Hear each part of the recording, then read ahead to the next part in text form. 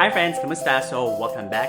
If you are aspiring international student and wanted to come to Canada this pandemic season, this video is for you, especially if you already got your visa approval, as I will be interviewing an international student who just got landed here in Ontario. We will be talking about her Canada study permit journey, as her application was also affected by COVID-19 pandemic. She will also share her preparation, things to be done before coming here in Canada, and the most important thing, the immigration experience with an immigration officer of Canada. By the way, if you don't know me, my name is Jason Jim and I am making videos about international students, workers, and even residents in Canada. So don't forget to give a thumbs up, subscribe to my channel, and then also hit the notification bell so that you will be updated every time that I post a video. Are you ready? Let's begin. Hi Kim, kamusta? How are you? Hi, I'm good. I'm good. All right. So, of course, welcome to Canada. All right. But we would just want to know, tell me something about yourself, of course. I'm Kimberly Almario. I am from the Philippines and I'm currently on my quarantine 8 day. Almost there for 14 days. And my program is Global Hospitality Management in Conestoga College for winter intake. Okay. So, you mean to say that you will just get a 1 year program? Yes. Okay. So, do you have any plans of taking another program after your global hospitality management? Actually, I'm planning to move to another province where Uh-huh. they offer a more uh, secure pathway for PR, but for Ah. now I'm still planning how Okay. to. Yeah, that's right. Because if you just plan to have a 1 year program, you will just get a 1 year post graduation work permit, right? And Yeah, if you yeah, get two programs, you're gonna get a 3 years work permit, right? yeah, and that's more secure to get 3 years than 1 year. Oh yeah, that is right actually, because you can get a Canadian experience for 3 years. Yeah, yeah. Okay, so how about your Canada study permit application timeline? Can you tell us more about it? Well, I applied through an agency because it's my first time, so I don't really know how to get started. So I hired an agency to prepare my application. I applied through regular stream, paper based. I chose regular stream instead of SDS because according to my agency, I have a high chance of getting my application approved since my credentials is related to the program that I'm applying to. I used to work in cruise ship industry as a pastry cook, and the program I'm applying here in Canada is also in hospitality. That's why. I just want to know, what was your program or major back in the Philippines? I was in hotel and restaurant management, majoring in culinary arts. And then the agency lodged my application back in February 2020. Oh, Uh, it's early of this year you applied or lodged your application. yes, everything was finalized in February. I did upfront medical and my biometrics, everything in February. But Mm-hmm. then, due to COVID happened and everything was a mess. That's why it was, I think, February, March, April when we decided to defer because I was originally for May intake. Mm-hmm. So we had no choice. And then we had no idea if COVID was going to be over by what time. So I deferred to the September. But by August, still COVID is still booming. It's still on the rise. And that's why I decided to defer my application again to January intake or winter intake. So you mean to say that you deferred twice? Twice, yeah. How did you make the defer? Did you email the school or like that? Yes, I have a friend from another agency and I asked him, he has a connection in Conestoga. Ah, And I asked him to email the school for me to defer because he has a connection there, so he knows how it goes. And within 1 week, I think I was deferred. all And right. then, thankfully, in November, I got my approval. I received my Woo-hoo-hoo. first Yeah. correspondence letter Mhm. November 16. And then after that, another email from IRCC in my GC key, which was the approval letter. Ah, that's when did you receive the email from IRCC with your approval letter? December 19, 2 days after the first email. Oh, okay. Yeah, December so 9th. I didn't wait that long. Other people, they wait for a month for the Yeah, second yeah. email, but me, just 2 days. Oh, that's good. That's good. That's good. And then, can you tell me like when did you leave the Philippines and when did you arrive here? Not even a month after I received my approval. I left Philippines December 16. Mm-hmm. December 16, and then I arrived here December 16 also because of the 14-hour difference. Yeah, yeah, Canada is backwards yeah. in compared to Philippines. That's right. All right, Kim. So, how about your immigration experience? Like, what did you prepare before leaving Philippines, and what was your experience when you landed here in Canada? Honestly, I prepared a lot because there's a group and they said all the things that you need to prepare before you go to Canada. So I prepared all of that is letter of acceptance, trace app for the airline, you need that, and also arrive can, and then I sent for the school the tuition receipts, swab test. They don't ask for swab test Oh, so because wait. So you mean to say, what is it? Like the your airline? What is the name of your airline, by the way? Philippine Airlines. Okay, so the Philippine Airlines didn't require you to provide a swab test. Is that right? No, they did not. I checked, as they said, you need to check their online sites to check what they need for their protocol. And it says the day when I leave, they don't need swab test because the explanation was when you arrive in Canada, it's mandatory that you quarantine for 14 days. And then on the 14th day, you need to take your swab test here in Canada. And also, what I didn't know was they said I only need to quarantine for 14 days. But when I arrived here, they said I need to quarantine even after getting the swab test. So before I need to quarantine until I receive the negative results. That's why I need to extend my quarantine for 3 more days. That's why Mm. I'm still looking if I need to talk to the Airbnb housing if they can extend my rent.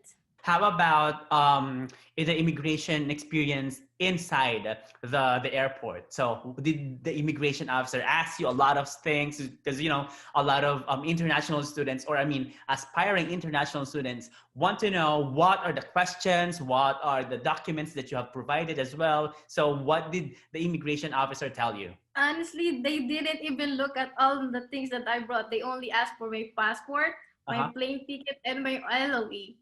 And they asked, what are you gonna do there? And then I said, to study. And then that's it.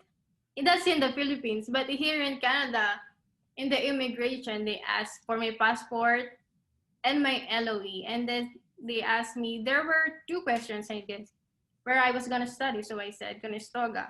How long am I gonna stay here? And I said 1 year, and that's it. That's finished. Really? They didn't even ask like about the quarantine or where you're gonna stay? No, I prepared. I even prepared a list of where Uh-huh. I'm gonna stay, what I'm Uh-huh. gonna do after. But they didn't even ask. They didn't even look. Oh. Okay. Because like a lot of international aspiring international students perceptions that you need to prepare a lot of things, a lot of like plans, and then you will be informing the immigration officer about all of those information. But with you during your time, he didn't, or the immigration officer didn't even ask you those things, right? No, I guess I was just lucky because honestly, there was this next person beside me, and then the immigration officer asked her, "Why are you here? Why do you need to stay here?" Because honestly, we're just online for this incoming intake. And then they asked, why are you here? You can be in your country. And then the officer was so strict with that person. If I was in that person's shoes, I don't know what I will answer. Oh, so it means to say that it really also depends on the immigration officer that you will be encountering, right? Yeah, I Oh. think I'm just glad that it was a male officer. Yeah, that's really good. That you're really lucky, and then all went smoothly with regards to Yeah, the thank immigration God. experience, right? Okay, Yeah. that's good. That's good to know. All right, Kim. So, how about your quarantine plan or your quarantine letter? Can you tell me what did you put or what did you indicate in that letter? Mine, I just did with personal details, my travel details, the flight details when I will leave and when I will arrive, my transportation, how will I get from the airport to my quarantine place, and where I will quarantine for 14 days. And then after my quarantine, where I will stay. And then who will deliver my food? How will I get my needs? Do I have my needs? And then on the last part, I have this list or just declare that I know about the Quarantine Act, that Uh-huh. I know I have to stay inside, something like that. Ah, okay, that's good. So it means to say that you also need to declare that you really know what is the quarantine act, and you don't need to socialize with someone or other Yes, people, right? Right? yes, because if I do, I will be penalized and I might even go to jail if I don't Oh, follow yeah, the exactly. Quarantine Act. And by the way, I just want to know. So I think before you landed here in Canada, you already had your quarantine place. So I just wanted to know, how did you look for a quarantine place? Airbnb. I Mm-hmm. look at Airbnb, I look for the cheapest one and the nearest one where I will stay for my long-term housing. So it's not really a hassle. Okay. So would you mind telling us like how much did you spend for the Airbnb, and what is in the room or the place that you are in right now? It's around $800 for 15 days. Uh-huh. And it should have my own kitchen, my own bathroom, and my own room. I should not be around another people. Although they said I can be in a family's home, but I should still have my own bathroom and my own room. Yeah, this is like it is much better to have your own personal rooms, Yeah. especially for your bathroom, even your kitchen, right? And in Yes. your Airbnb right now, you have your own stuff, right? Yeah, it's like a personal house just for me. Uh-huh. Okay. That's good to know. That's good to know. Okay, Kim. So right now, so what can you advise for aspiring international students, especially who are affected by pandemic this season? What I can advise is that just pray that everything will go according to plan and trust the process that it will be better. And then once you get here, you just need to be prepared and know all your plan and then follow your plan. And especially the Quarantine Act. You need to know everything that's in there because if not, then you might go home just like that. Yeah, that's right. Mhm. Mm. Okay, so Kim, thank you so much for your time. I know that you're gonna be for a couple of days. You're gonna be free, and after that, you will enjoy outside Canada. I mean, here in Canada. Okay. So thank you so much for your time, and see you again. All right. Bye, Okay. Kim. See you. Bye. Okay, so just to sum it up, the most important details that you need to know if you are coming here in Canada during pandemic is that the first one, make sure to check with your designated learning institution when is the last day to defer your intake. Make sure that you will give like 1 week or 2 weeks prior to their last day of the defer. And also, as a school, how many times you can defer your intake. Alright, so as you know, Kim was really lucky to encounter an immigration officer that didn't ask a lot of things. But the second one is that always make sure that all required documents and important documents are accessible, especially your passport, your letter of acceptance, your quarantine plan, and also the receipts of your payment. The third one is once you are landed here in Canada and you are in your quarantine place or facility, make sure to abide all the laws and the protocols about the Quarantine Act. Especially, you should not go outside your quarantine place or even socialize with other people. And lastly, during your 14 quarantine days, make yourself productive. And I suggest the first one, look for a long-term accommodation or place where will you live. Secondly, prepare your resume with Canadian format so that you can start applying for part-time jobs. But make sure that you will start your part-time job on the first day of your classes. The third suggestion, if you do need to do any certification, especially in your industry. For example, in the hospitality industry or the culinary industry, they need to provide or they need to get a food handling and food and safety certification, smart serve. So look and search for those details or even those courses so that you can also get while you are waiting or while you are in your quarantine location. And the last suggestion to make yourself productive: on the 10th day of your quarantine, make an appointment and schedule for your COVID-19 assessment clinic or center. So after your 14-day quarantine, you can now directly go there and have it tested. Alright, so I really hope that the interview and this video helped you if you are planning to be an international student here in Canada. So if you like this video, please do give a thumbs up, subscribe to my channel, and hit the notification bell so that you will be updated every time that I post a video. If you have questions, concern, or topic that you want me to discuss, just leave a comment down below. Again, thank you so much. My name is Jason Jim. See you to my next video. Bye!